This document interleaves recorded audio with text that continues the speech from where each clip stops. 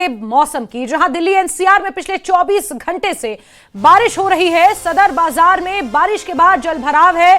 Sewer का गंदा पानी सड़कों पर जमा हो चुका है। लोगों और कारोबारियों को परेशानी हो रही है। लगातार बारिश से गर्मी से तो जरूर राहत मिली है, लेकिन इस बारिश के बाद लोगों की मुसीबतें बढ़ी हुई हैं। ये दिल्ली के मशहूर सदर बाजार की तस्वीरें हैं। देखिए किस तरह यहां पर गंदे पानी से लबालब ये सदर बाजार की गलियां भरी हुई हैं और इसी में चलने को लोग मजबूर हैं। सीवर का गंदा पानी इन गलियों में तैर रहा है और इसी गंदे पानी में लोग चलने को और कामकाज करने को, अपनी दुकानें खोलने को मजबूर हैं। दुकानदारों का आरोप है कि शिकायतों के बावजूद जल भराव और सीवर जाम की समस्या का समाधान नहीं हुआ, जिससे कारोबार प्रभावित हो रहा है। बीमारी फैलने का खतरा बढ़ गया है और इसी सीवर के पानी के बीचों बीच दुकानें खोलकर दुकानदार अपना व्यवसाय करने को मजबूर हैं। बड़ी बात यह है कि शिकायत की जा चुकी है, लेकिन शिकायत के बावजूद भी इस जल भराव की स्थिति से कैसे पार पाया जाए ये किसी को भी नहीं पता और जिनके ऊपर इसकी जिम्मेदारी है वो कहीं ना कहीं नदारद हैं, नजर नहीं आ रहे हैं और लोग जो व्यापारी हैं उन्हें सदर बाजार में दिक्कत हो रही है। सदर बाजार दिल्ली का मशहूर होलसेल मार्केट है। हर दिन यहां पर हजारों लाखों की संख्या में लोग आते हैं होलसेल का सामान खरीदने के लिए। ऐसे में पहली बारिश में, ये मानसून की शुरुआत है, दिल्ली में तो बहुत देर से मानसून आया, 4 दिनों की देरी के बाद। ऐसे में पहली ही बारिश में ये सदर बाजार की गलियां तरबतर नजर आ रही हैं और इससे प्रशासन के इंतजामों की पोल भी खुलती हुई दिख रही है।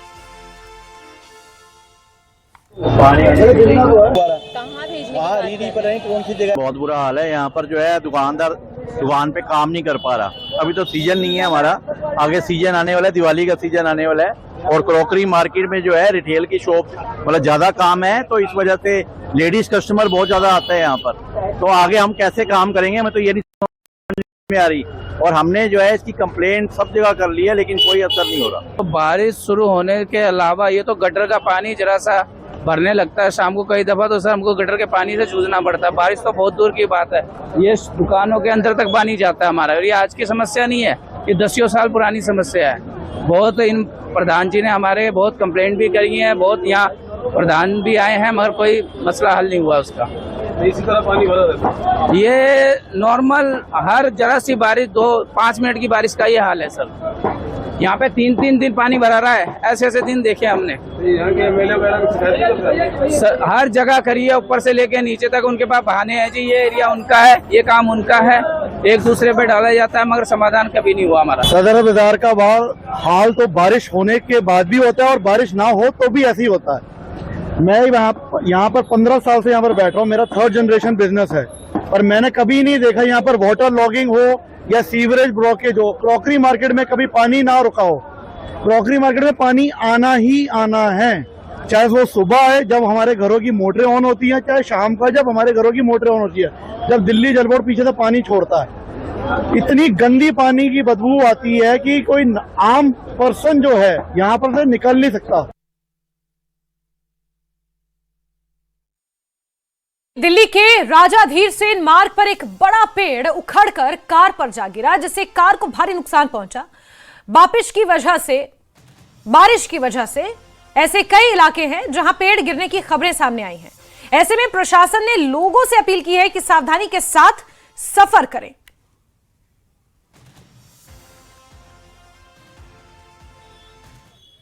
तो यह बारिश की वजह से राजा धीर सेन मार्ग पर दिल्ली की सड़कों पर ये जो पेड़ लगे हैं बड़े बड़े, वो भी गाड़ियों पर गिर रहे हैं। राजा धीर सेन मार्ग से ये तस्वीरें आपको दिखा रहे हैं, जहां एक बड़ा पेड़ इस लग्जरी गाड़ी पर अचानक गिर गया। गनीमत रही कि जब पेड़ गिरा तो गाड़ी के अंदर कोई नहीं था, जान बच गई, वरना बड़ा हादसा यहां हो सकता था। ये देखिए तस्वीरें राजा धीर सेन मार्ग की तस्वीरें हैं, जहां बारिश की वजह से पेड़ कमजोर हो गया। ये सफेदे का पेड़ है जो अचानक इस कार पर जा गिरा।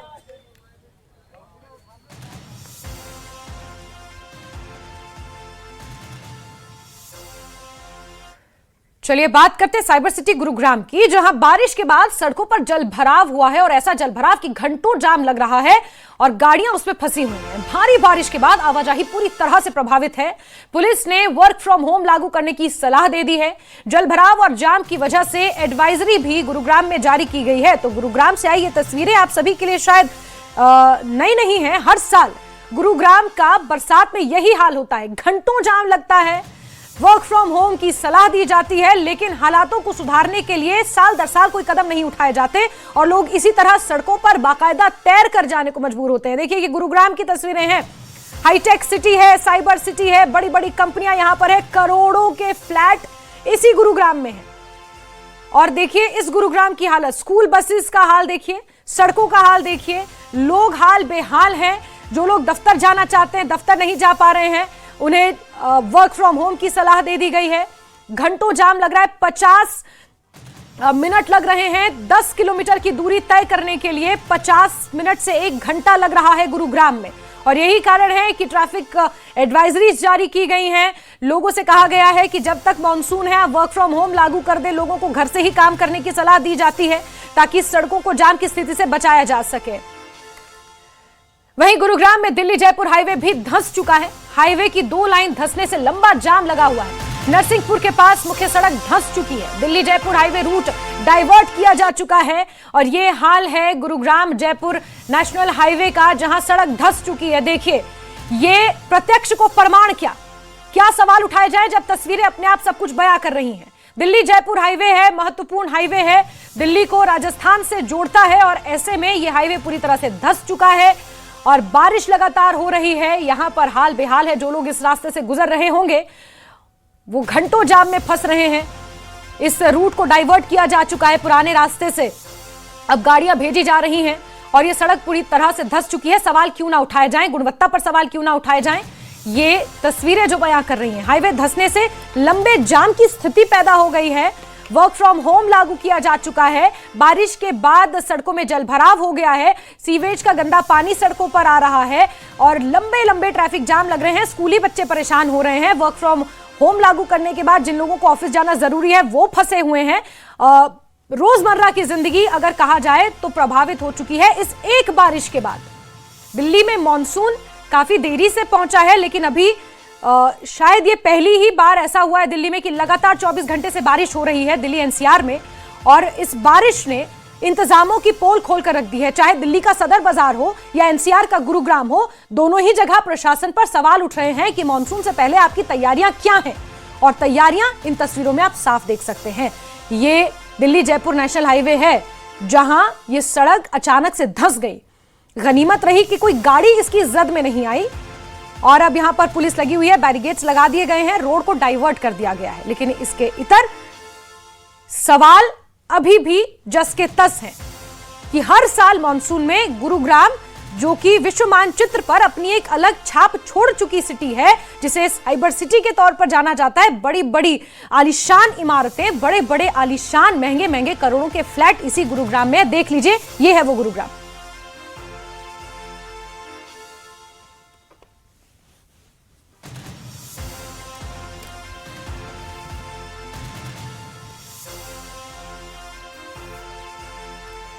और चलिए अलग अलग जगहों की आपको तस्वीरें दिखाते हैं। नोएडा से राहुल ठाकुर जुड़ चुके हैं, अनिल राठी फरीदाबाद से जुड़े हैं, अमित राणा गाजियाबाद से और प्रदीप कुमार मेरठ से जुड़े हैं, रचना गुरुग्राम से जुड़ी हुई है। सबसे पहले गुरुग्राम का ही रुख कर लेते हैं। रचना, जरा पॉसिबल है तो तस्वीरें दिखाइए। साल दर साल गुरुग्राम का हाल यही होता है, लेकिन प्रशासन कहां है? बिल्कुल, देखिए जिस तरीके से मानसून का इंतजार लोगों को रहता है और मानसून आने के बाद जो बदतर हालात होते हैं वो कहीं ना कहीं जनजीवन को पूरी तरीके से प्रभावित करते हैं। इस वक्त मेरी मौजूदगी गुरुग्राम के राजीव चौक पर है और आप यहाँ पर देखिए कि दोनों तरफ आपको पानी भरा हुआ नजर आ रहा होगा। लोगों को इस पानी में से तैरकर या इस पानी से चलकर ही वापस जाना पड़ रहा है जहाँ उन्हें अपने ज़रूरी काम के लिए जाना है। ठीक दूसरी तरफ की तस्वीर भी आपको दिखाऊंगी कि आप देखिए कि यहाँ पूरी तरीके से पानी भरा है। गाड़ियाँ जो है वो उस पानी को पार करते हुए जा रही हैं और दिल्ली जयपुर हाईवे पर तो सड़क धंस गई है।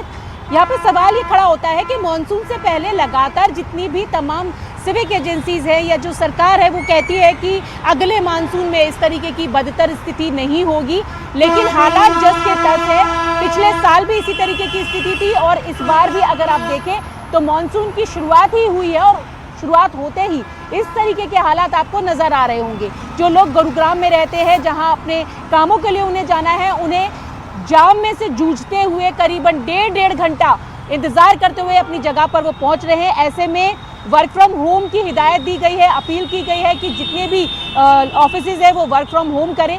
ये साइबर सिटी है और आप देखिए साइबर सिटी का हालात आप देख सकते हैं कि किस तरीके से लोग यहाँ पर परेशान हैं। जो लोग आने जाने वाले हैं, जो सुबह सुबह अपने ऑफिस के लिए या किसी जरूरी काम के लिए निकल गए हैं। बिल्कुल बिल्कुल रचना, मैं कहूंगी कि आप इन लोगों से बात करें, लेकिन उससे पहले हम अनिल राठी का भी रुख कर लेते हैं, फरीदाबाद से जुड़े हुए हैं।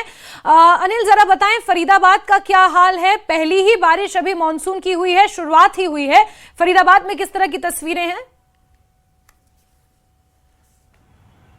की अगर बात करी जाए तो कल से जो है वो झमाझम फरीदाबाद के अंदर बारिश हो रही है। मौसम में काफी परिवर्तन जो है वो देखने को मिल रहा है, लेकिन वहीं साथ ही साथ जहां ये बारिश जो है वो किसानों के लिए फायदेमंद है, किसानों के चेहरे पर जो है वो एक रौनक जरूर लौट आई है इस बारिश के बाद, लेकिन जो आम जनजीवन है वो पूरे तरीके से प्रभावित हो चुका है। फरीदाबाद के भी कई इलाकों में हमने कल देखा कि लंबे लंबे जाम की स्थिति जो है वो देखने को मिली।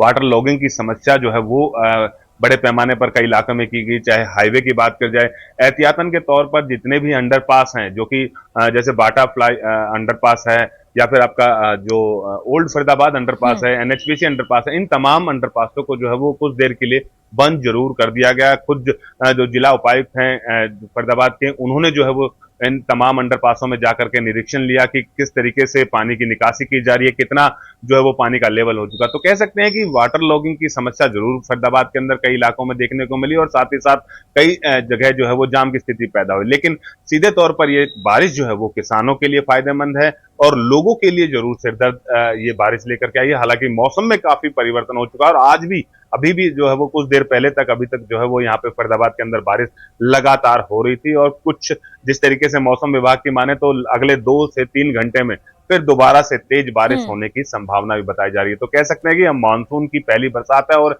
इसकी सीधी जो परीक्षा कह सकते हैं कि जिला प्रशासन की है, नगर निगम की है कि उनके जो दावे हैं वो कितने जो पुखले हैं वो साबित होंगे या फिर उनके दावों में कोई सच्चाई। फरीदाबाद में तो फिर भी दावे कहीं ना कहीं नजर आ रहे हैं, इंतजाम, लेकिन गुरुग्राम और दिल्ली का तो बुरा हाल है। गाजियाबाद का हाल कैसा है जान लेते हैं अमित राणा से। अमित, गाजियाबाद में भी कई बार वाटर लॉगिंग की प्रॉब्लम हो जाती है बारिश के बाद, जरा बताएंगे तस्वीरें अगर संभव है।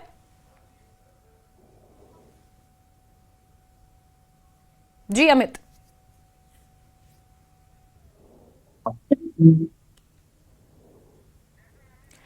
चलिए अमित से दोबारा जुड़ने की कोशिश करेंगे और कुमार प्रदीप जुड़े हुए हमारे साथ मेरठ से। प्रदीप, मेरठ का क्या हाल है? मेरठ की सड़कें क्या कहती हैं इस मानसून में?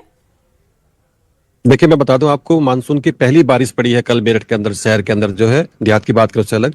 और कल पूरा जो शहर था वो पूरा तालाब में तब्दील नजर आया। कोई कॉलोनी, कोई घर ऐसा नहीं था जहां पर पानी ना घुसा हो। सड़कों का कोई पता नहीं था, सड़कें कहाँ हैं। और मेरठ के जो नगरायुक्त है सौरभ गंगवार और जो मेयर है उनको किसी की सुननी नहीं है। जिलाधिकारी और कमिश्नर कई बार पहले कह चुके थे कि लगातार आप इसमें तैयारी कर लीजिए, नाले सफाई कर लीजिए, लेकिन उसके बावजूद ना नालों की सफाई की गई। विजुअल भी आपके पास भेजे, देखे हुए आपने कि नालों से पानी ओवरफ्लो हो रहा है। गंदा गंदा जो पानी था वो लगातार घरों के अंदर घुस रहा था। उसके बावजूद जो नगरायुक्त थे वो चैन की नींद सो रहे थे। ये ऐसा शहर की नहीं है, देहात का भी यही हाल है। मौरा नगर पालिका की बात करें, सरदार नगर पालिका की बात करें, सभी जगह का यही हाल है। सभी जगह जो वाटर लॉगिंग हो रही है, सफाई के नाम पर जो बंदरबाट की है, ऐसे अफसरों पर कड़ी कार्रवाई होनी भी जरूर चाहिए, क्योंकि इससे जनता हलकान है, जनता परेशान है। सीयूजी नंबर तक नहीं उठाते मेयर के नगर आयुक्त जो है, और वो समस्या है तो समस्या का समाधान करने के लिए फोन किससे करें? तो ये बहुत बड़ी एक तरह से अफसर की लापरवाही है। चैन की नींद सो रहा है मेरठ में भी।